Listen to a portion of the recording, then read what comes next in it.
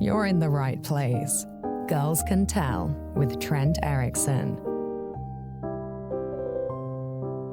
During the summer between 7th and 8th grade, something happened that changed the course of my life.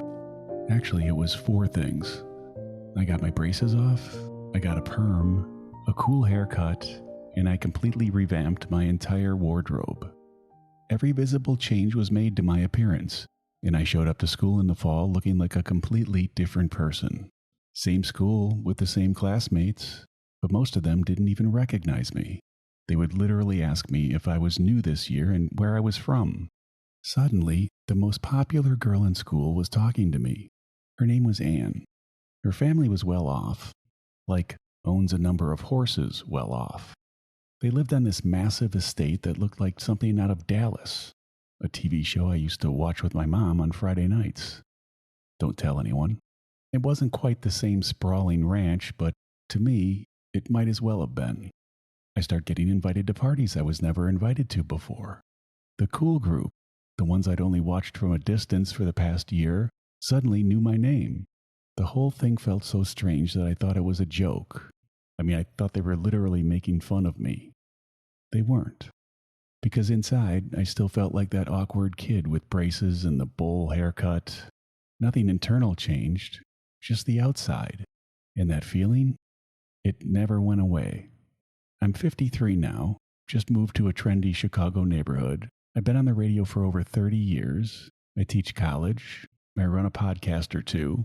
I've objectively moved up in life.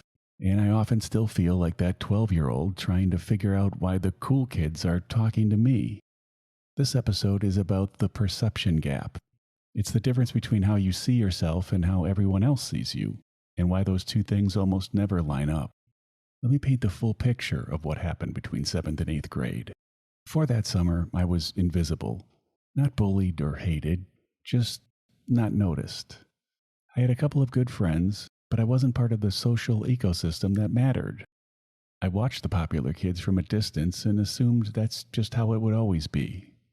Then, in one summer, I got the braces that I felt like I'd worn forever off. I got a perm and a totally revamped haircut with a whole new wardrobe of stylish clothes. And when I walked into school that fall, people I'd gone to school with for years didn't recognize me. The weird thing was, I didn't feel any different.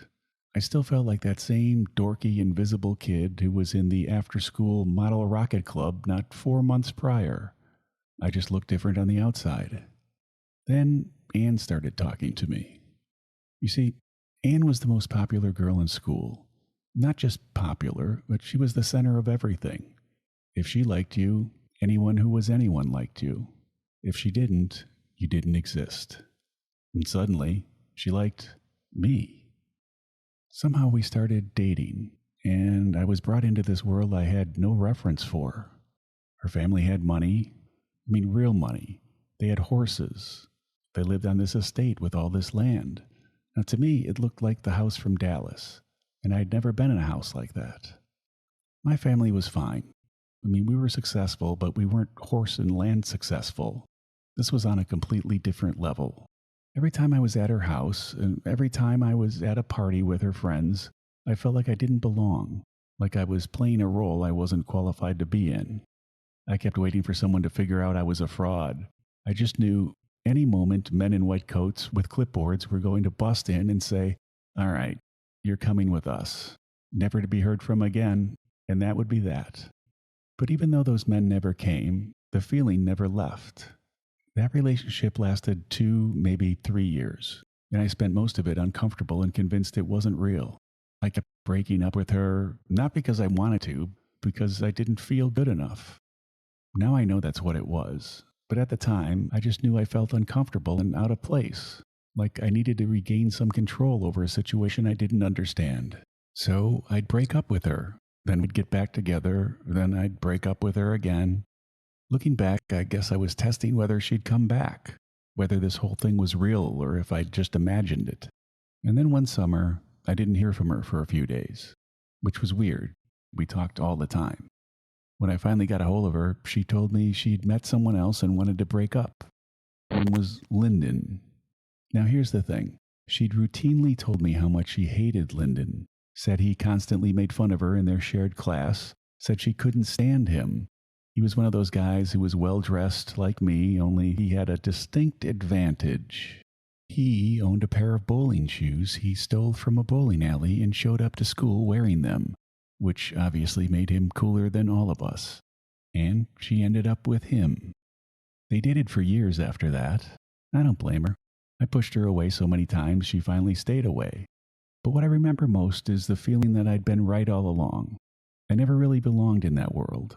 That eventually someone would figure it out, and they eventually did. Except it wasn't them. It was me. I convinced myself I didn't belong until I made it true. Here's the thing about that 7th grade transformation. It set a pattern I've been repeating my entire life. External situations change, but the internal identity doesn't. Fast forward to a few weeks ago. I'm having dinner with someone in a trendy part of the city, and afterwards we're walking through the neighborhood talking, and I catch myself thinking, this is a beautiful area. I wish I could live here. And then I remember, this is where I'm living. But I didn't feel like someone who belonged there, like I was walking through a neighborhood meant for people who have their shit together, and I was just passing through. Or take my career. I've been on the radio for 30 years, teaching digital media and broadcasting at a college in Chicago. When students find out I've been on the air that long, they react in one of 3 ways. Indifference, because radio doesn't impress a 21-year-old anymore. Disbelief, because they or their parents have been listening to me for years and they can't believe I'm teaching their class. Excitement. They've been listening to me and didn't expect to ever meet me. And every time someone reacts with anything other than indifference, I think, it's just me. I'm just a normal guy doing a job. To them, I'm an experienced industry vet whose voice they've heard for years. But to me, I'm just going to work like everyone else. I mean, I guess I do that work in front of hundreds of thousands of people, but still, I can't get my head around the idea that they see me the way I used to see famous people when I was their age. I figured out there are 3 versions of you. Version 1, who you think you are. This is the internal narrative, the story you tell yourself based on every failure, rejection, and every moment you felt like you didn't belong. For me, it's still the kid with braces and the bowl haircut who somehow tricked people into thinking he was cool. Version 2, what others think of you. This is the external perception, based on where you live, what you do, how you speak, and how you dress, basically how you present yourself. Others see the 30-year-old radio vet, the guy moving to a trendy area, the college professor with credibility. They see the resume, not the doubt. Version 3 is who you actually are. This is the truth that lies somewhere in between those 2 extremes. But the problem is no one can see this version clearly. Not you. You're too close to your own insecurities, and they're too far away to see the full picture. And these 3 versions almost never align. The perception gap exists because you're comparing 2 completely different sets of information.